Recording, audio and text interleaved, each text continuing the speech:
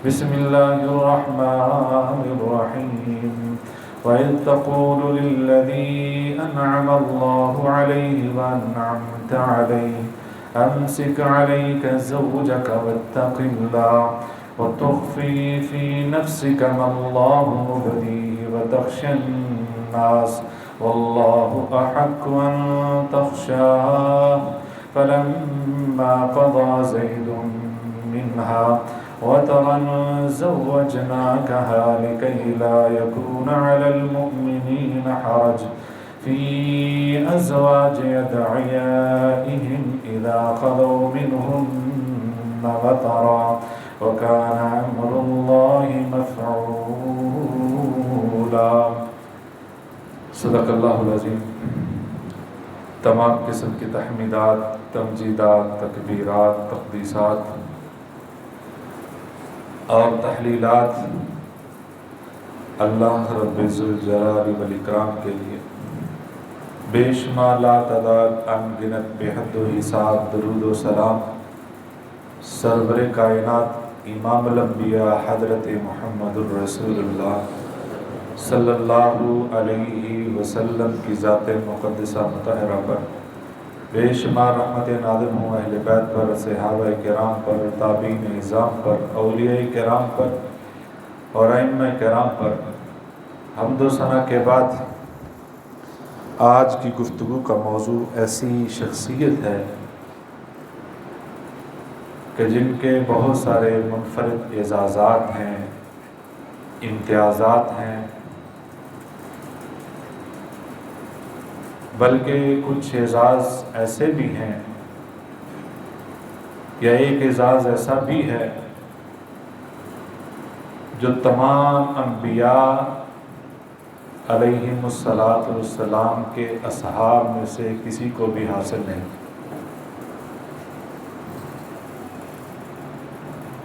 آج کا موضوع حب رسول اللہ صلی اللہ علیہ وسلم، حب رسول اللہ صلی اللہ علیہ وسلم، یعنی محبوب رسول صلی اللہ علیہ وسلم کہ جن کو رسول اللہ صلی اللہ علیہ وسلم بھی اپنا محبوب مانتے تھے، وہ ہیں حضرت زید بن حارثہ رضی اللہ تعالی، جن کا نام ہم بہت سنتے ہیں، بلکہ جو مدارس میں پڑھتے ہیں، جو گرامر سے جن کا تعلق ہوتا ہے، جنہوں نے عربی گرامر پڑھنی ہوتی ہے، تو سب سے زیادہ عربی گرامر میں جو نام استعمال ہوتا ہے وہ زید کا ہوتا ہے۔ اور اسی طریقے سے یہ ہمیں معلوم ہے بچپن سے کہ حضرت زید رضی اللہ تعالیٰ عنہ یہ بحیثیت غلام نبی رحمت صلی اللہ علیہ وسلم کے پاس آئے تھے، کیونکہ عرب یہ ایسے تھے، کسی بھی وقت کسی بھی قبیلے پر، کسی بھی قافلے پر وہ حملہ آور ہو جاتے تھے، کوئی اصول ضابطہ نہیں تھا،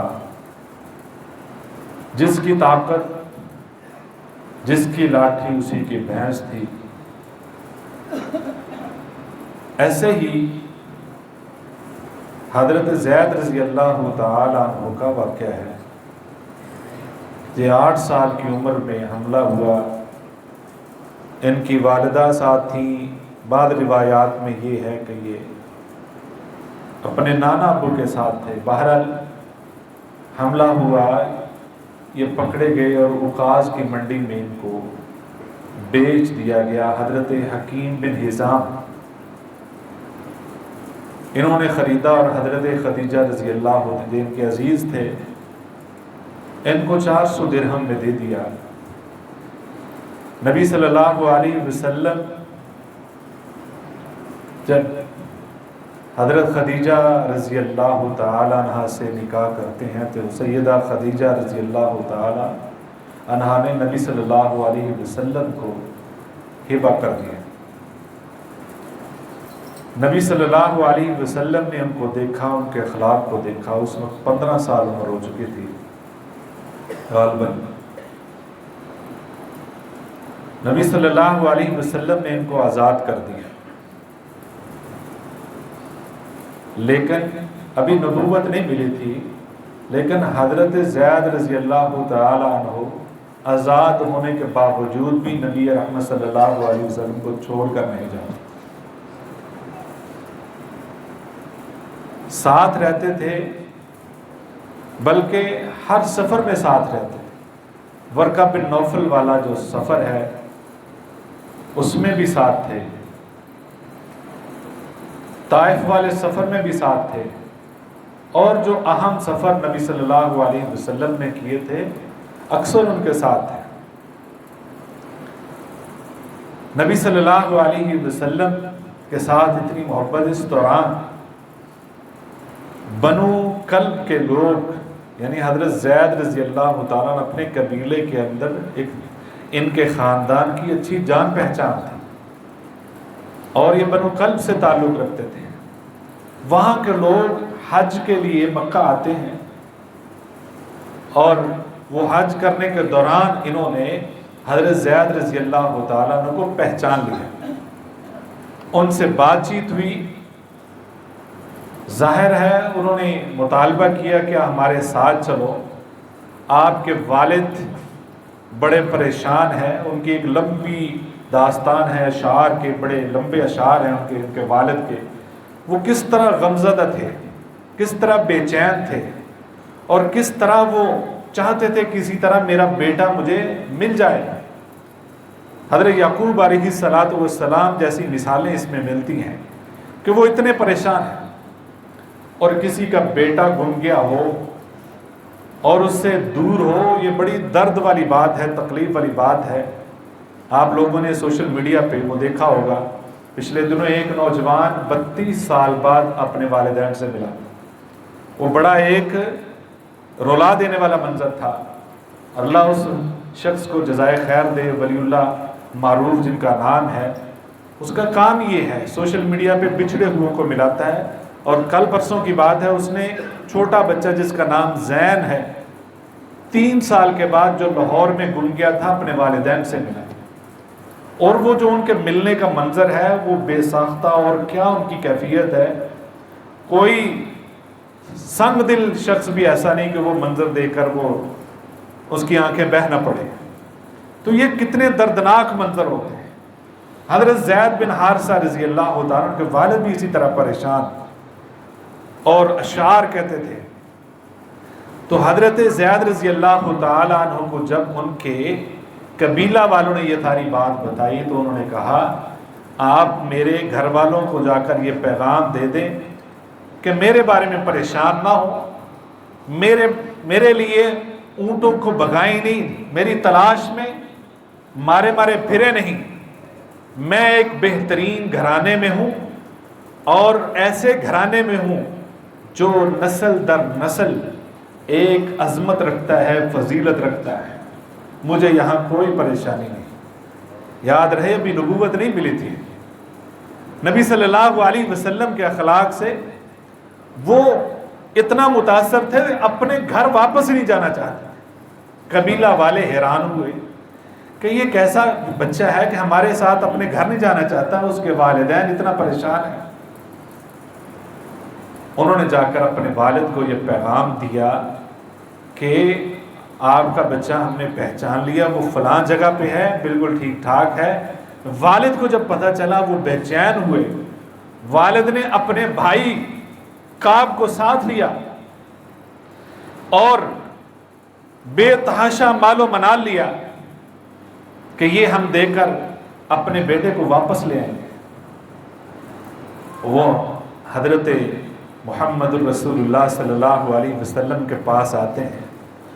اور آ کر نبی صلی اللہ علیہ وسلم سے کہتے ہیں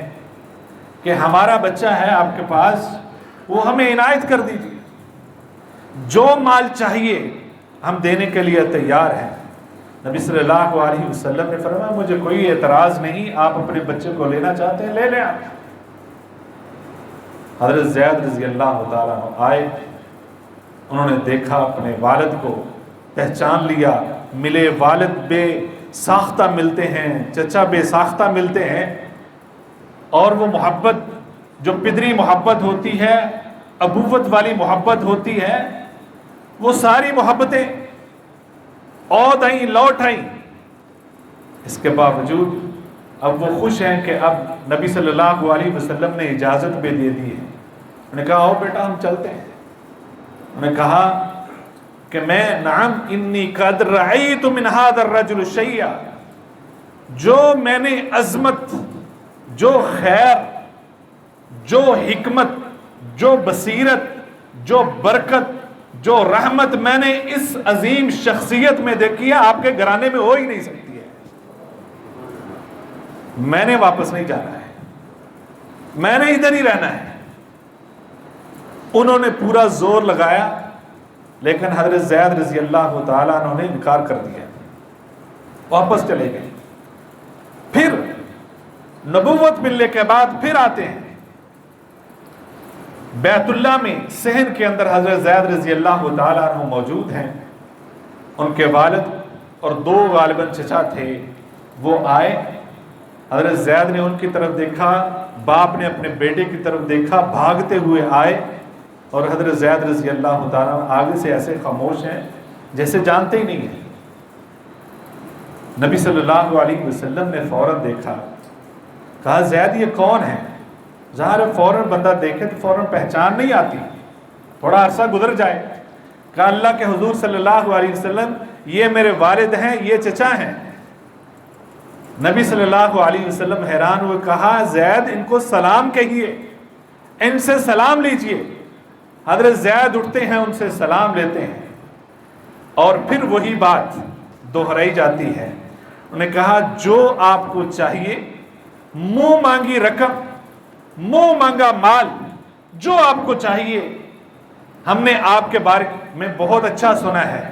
آپ اچھے قبیلے سے تعلق رکھتے ہیں، اچھے خاندان سے تعلق رکھتے ہیں، بیت اللہ کے سائے میں رہتے ہیں، آپ حاجیوں کی خدمت کرنے والے ہیں۔ ساری تعریفیں کی، ساری تمہید باندھی، اور آپ کی ہم نے تعریف سنی ہے، آپ خیر خواہی کرنے والے ہیں، ہمارے بیٹے کو لوٹا دیجئے، جو چاہیے ہم حاضر ہیں۔ نبی صلی اللہ علیہ وسلم نے منہ مانگی رقم کے بدلے میں یہی کہا، او بھائیو رقم کو اپنے پاس رکھو، آپ گواہی دے دو اللہ ایک ہے، اس کے علاوہ کوئی معبود نہیں، میں آخری پیغمبر ہوں، تم اس چیز کی گواہی دے دو، زید کو ویسے ہی آپ کے ساتھ بھیج دوں۔ انہوں نے حیل و حجت سے، لعت و لال سے،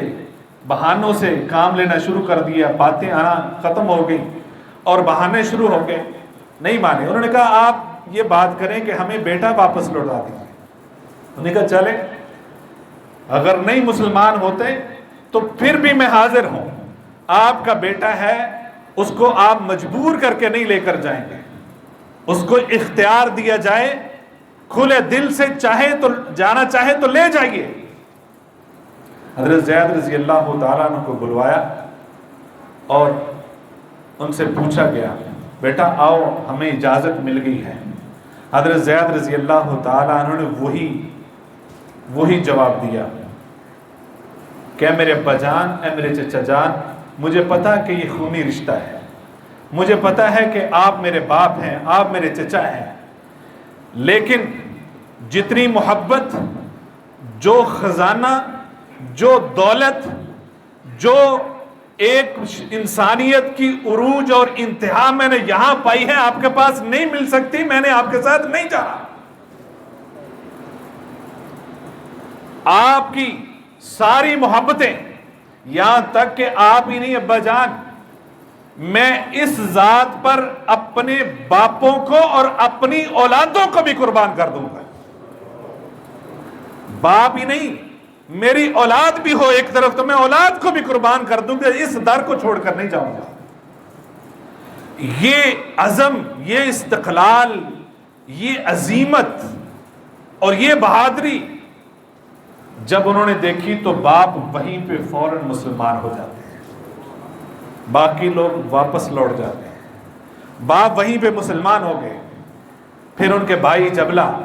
بعد میں کہتے ہیں کہ ہم نے بعد میں یہ محسوس کیا کہ حضرت زید نے جو فیصلہ کیا تھا ہمارے فیصلوں سے کئی بہتر تھا،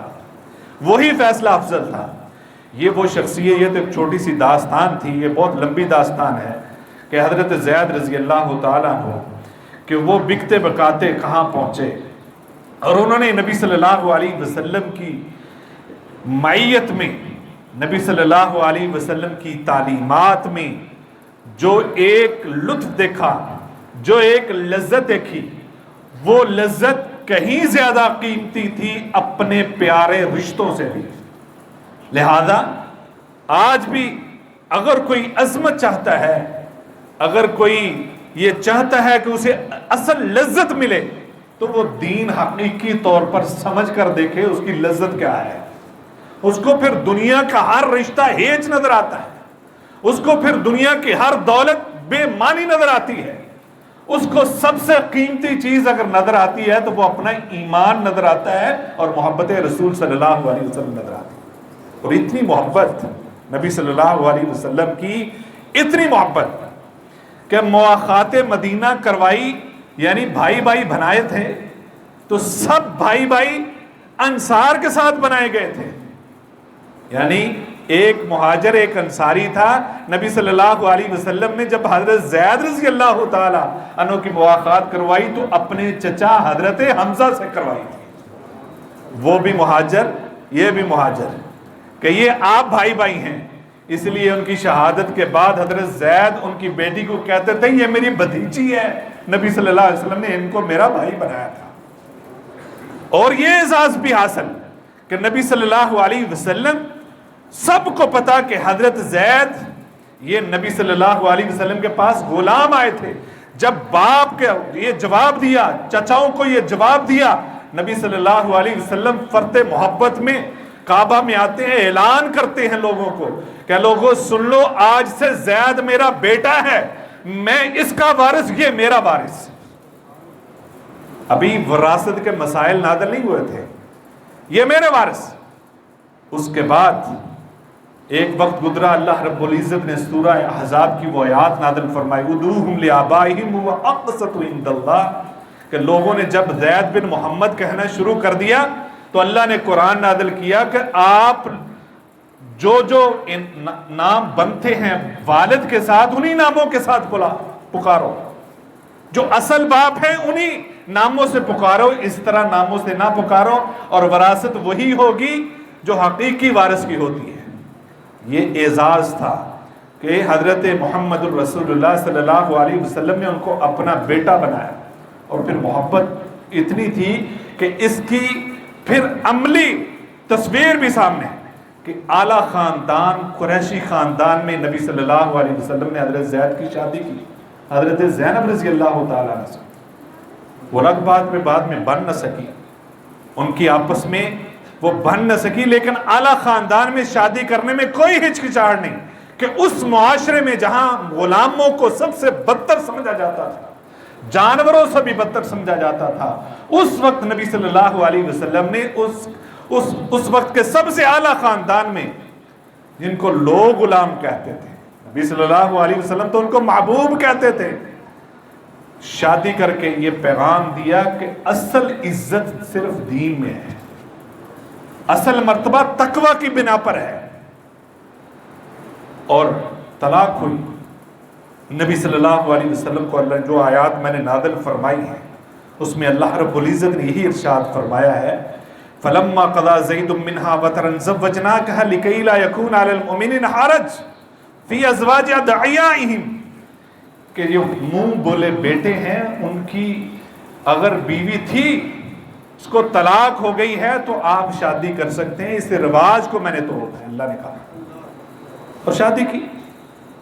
نبی صلی اللہ علیہ وسلم نے شادی کی۔ آپ مجھے بتائیے ہمارے خاندان میں کسی بھی قریبی میں ایک بندہ ایک عورت کو کسی وجہ سے طلاق دے دے اور دوسرا ہی خاندان میں اگر اس سے شادی کر لے تو اس سے بولنا ختم کر دیتے ہیں کہ بھائی میری تو ان سے بن نہیں سکی اور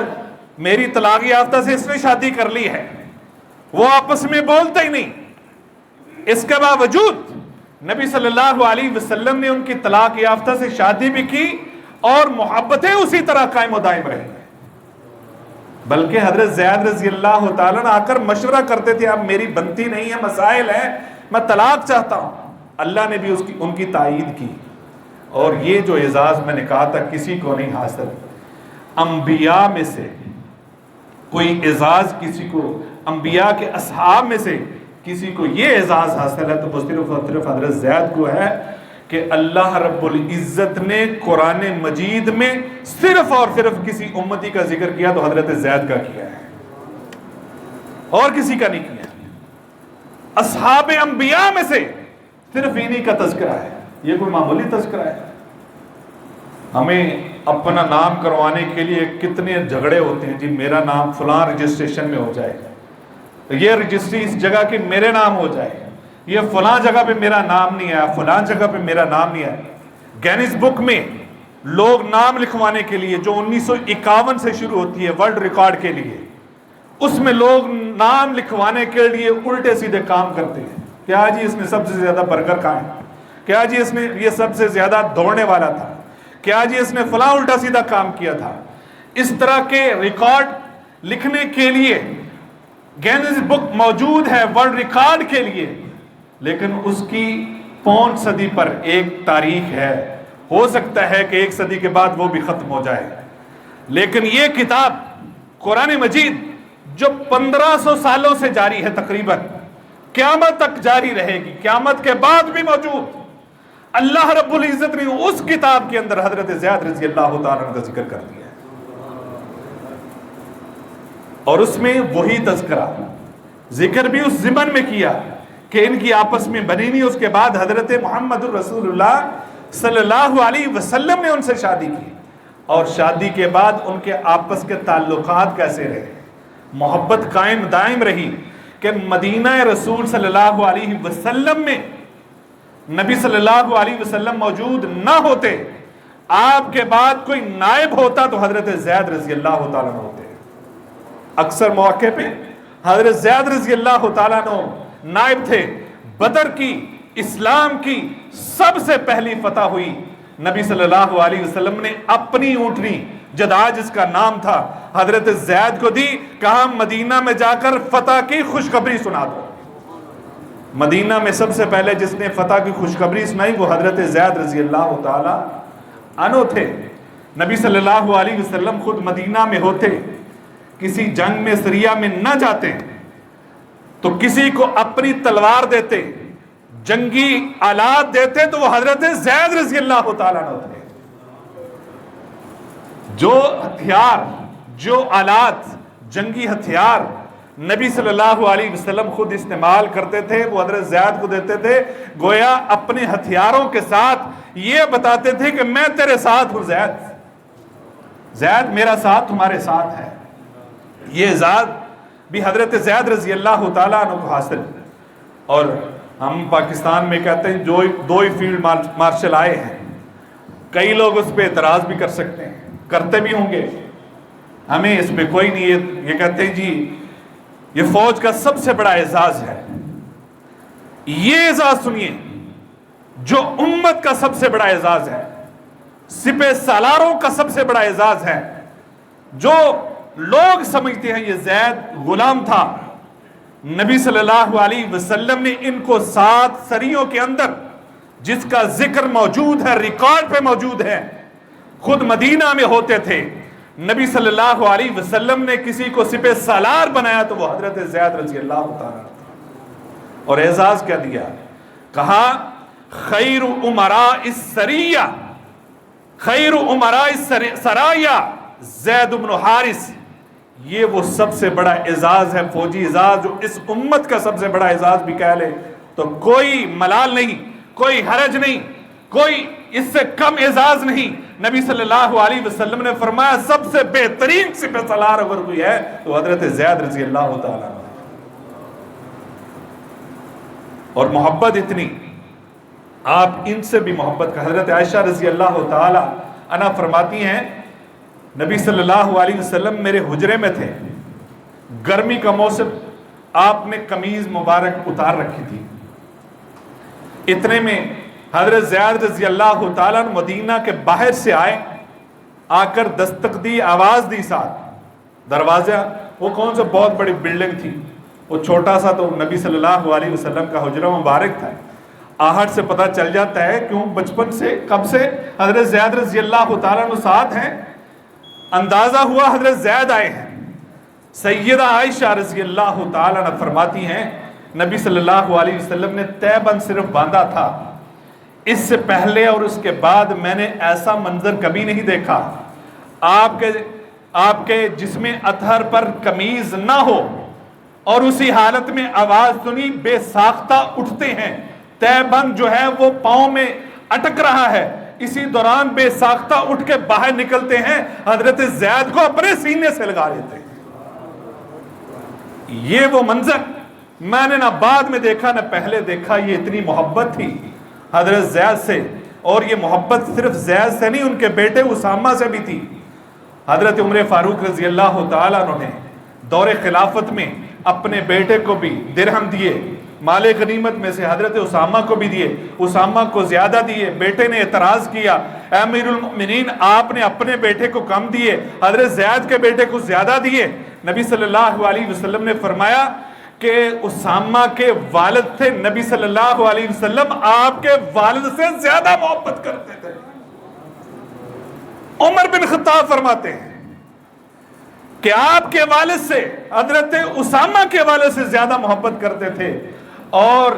زید کے بیٹے سے، حضرت عمر کے بیٹے سے زیادہ محبت کرتے تھے۔ نبی کی محبت کی وجہ سے میں نے ان کو زیادہ پیسے دیے۔